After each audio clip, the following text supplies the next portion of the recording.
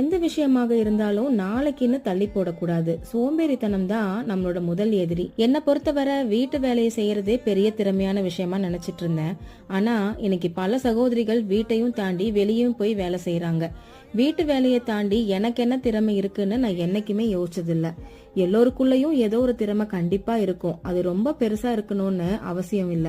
அந்த திறமை தான் நமக்கான அடையாளத்தை உருவாக்கும். இப்படி ஏதோ ஒரு செயல்ல கவனத்தை செலுத்துறதால நமக்குள்ள ஒரு தன்னம்பிக்கையும் ஏற்படும். நம்ம சிந்தனையும் பிராட் மைண்டடா இருக்கும். எனக்கு என்ன திறமை இருக்குன்னு கண்டுபிடிக்கவே இவ்வளவு காலம் ஆயிடுச்சு. ஆனா இதுவும் லேட் கிடையாதுங்க.